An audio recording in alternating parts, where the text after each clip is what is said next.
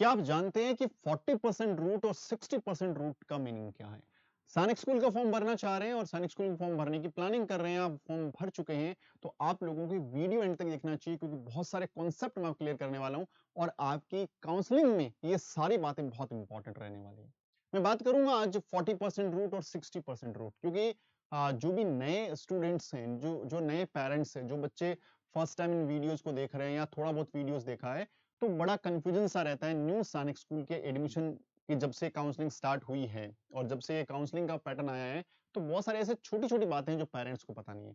इस वीडियो में बहुत क्लियर ढंग से बताने वाला हूँ कि 40% रूट और 60% रूट का मीनिंग क्या है। देखिए इससे पहले तो ये बात हमें जाननी ज़रूरी है कि टोटल जो सैनिक स्कूल्स हैं, वो हमारे पास कितना है? टोटल हमारे पास टोटल 73 सैनिक स्कूल्स हैं, जिसमें से 2 कैटेगरी है, एक 33 सैनिक स्कूल्स और दूसरी 40 सैनिक स्कूल्स। देखिए नए नोटिफिकेशन में हो सकता है ये नंबर चेंज होके आ जाए, ये तो चेंज नहीं होगा।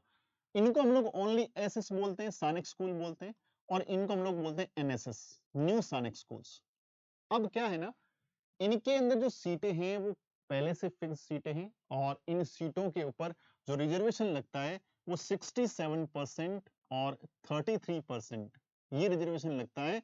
ये होम स्टेट होता है और ये अदर स्टेट होता है। यानी किसी पर्टिकुलर राज्य की कोई भी स्कूल है 33 स्कूलों में से, तो उस राज्य और स्टेट के जो बच्चे हैं उनको मिलेगी 67% सीटें और बाकी बची हुई 33 सीटें जो हैं वो पूरे इंडिया के जो स्टेट्स है वहां के बच्चे भी अप्लाई कर सकते हैं।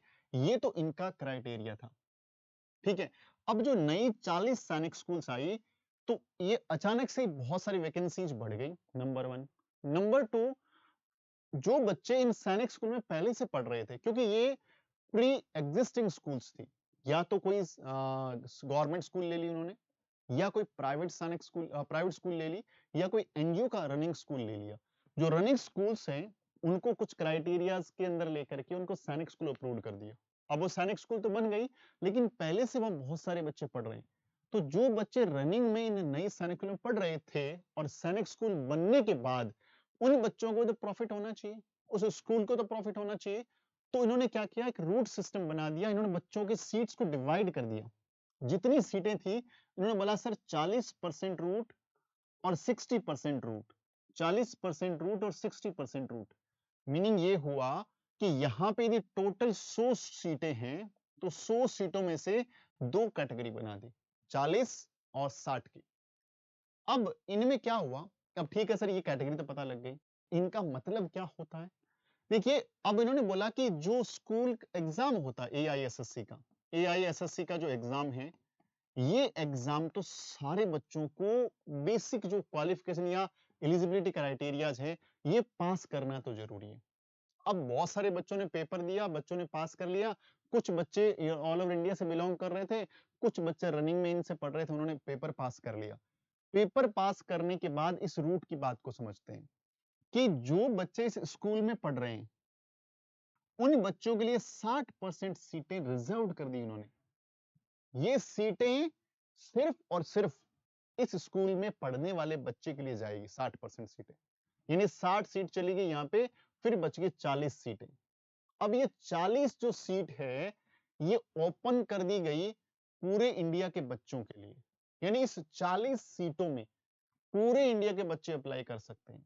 यहाँ ना तो कोई रिजर्वेशन रहेगा और ना ही कोई कैटेगरी वाइज, इसके भाई रिजर्वेशन नहीं है तो कैटेगरी वाइज कोई अपने को छूट मिलने की नहीं है।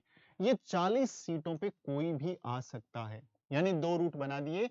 ये 60% सीटें सिर्फ उन्हीं बच्चों के लिए जाएगी जो बच्चे रनिंग में न्यू वाली सैनिक में पढ़ रहा था, उसके पास अपॉर्चुनिटी है कि अपनी स्कूल में रहे, 60% सीटों में से एक सीट उसको मिल जाएगी, बट एग्जाम पास करना पड़ेगा।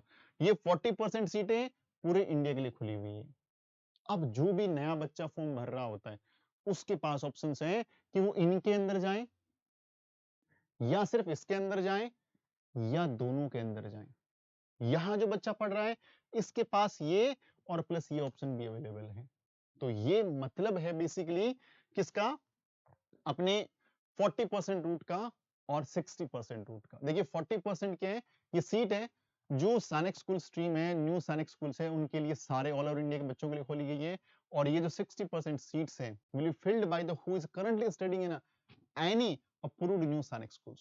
They will be filled on the basis of the rank secured in the Sanic School Society की जो ऑल इंडिया सैनिक स्कूल एंट्रेंस एग्जाम होगा, उस एग्जाम के अकॉर्डिंग इनको सीट्स मिलने वाली है, यानी वो पास करना तो मैंडेटरी है।